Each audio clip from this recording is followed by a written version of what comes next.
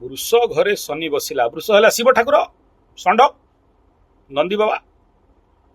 ଶନି ସେଇଠି ବସିଲା।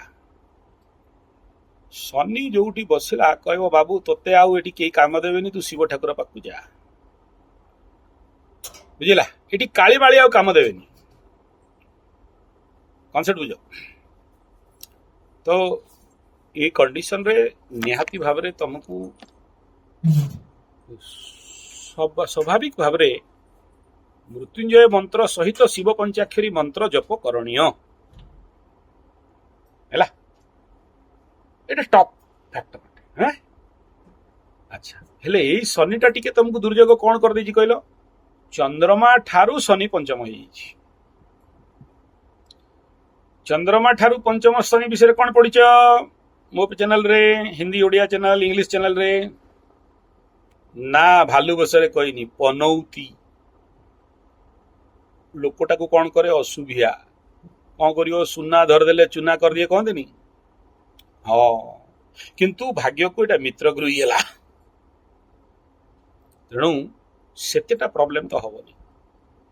ହଉ, ଇଏ ଯୋଉ ପନୌତି ଦୋଷ ଯେତେବେଳେ ପର୍ଯ୍ୟନ୍ତ ଖଣ୍ଡିତ ହେଇନାହିଁ, ତମେ ଯୋଉ କହୁନାହିଁ ମୋ ଆଜ୍ଞା ଭାଗ୍ୟ ଖରାପ, ଭାଗ୍ୟ ଖରାପ ନାହିଁ, ଭାଗ୍ୟାଧିପତି ଭଲ କଣ୍ଡିସନରେ ବସିଛି।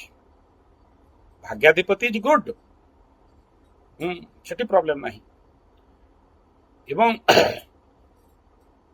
ପ୍ରୋବ୍ଲେମଟା କୋଉଠି ନା ଶନି ପଞ୍ଚମ। ଶନି ପଞ୍ଚମ ହେଲା ପନୌତି। ସାଉଥ ଇଣ୍ଡିଆରେ ନା କୋଉ ଶନିକୁ ଡରନ୍ତିନି, ପଞ୍ଚମ ଶନିକୁ ସମସ୍ତଙ୍କର ଡର। ତେଣୁ ସବୁଠୁ ପ୍ରଥମରେ ତାର ରେମେଡିଟା କରିବ। ତମ ଘର ପାଖରେ ତାର ରେମେଡି ଅଛି, ତମେ ଆଗ ଯଥାଶୀଘ୍ର ସେ ରେମେଡିଟି କରିକି ଆସିବ।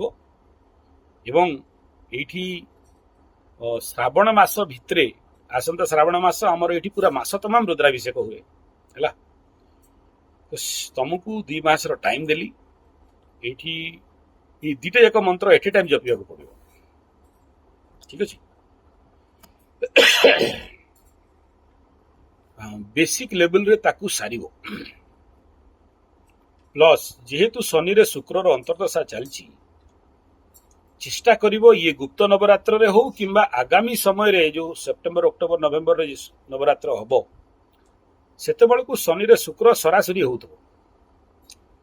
ତମେ ଯୋଉ ବିଗତ ପୁରା 5.5-6 ବର୍ଷ ମକର ରାଶି ବାଲା ଯୋଉ ଲସ୍ ବିୟର କରିଛ, ଯଦି ମିଳିବାର ଥିବ ସେଇ ଝଟକାରେ ସବୁ ରିକଭରି କରିଦବ। କିନ୍ତୁ ସେଇ ଟାଇମରେ 9 ଦିନ ଯାକ ଚଣ୍ଡୀପାଠ ଶ୍ରବଣ ଏବଂ କରଣୀୟ ରହିବ।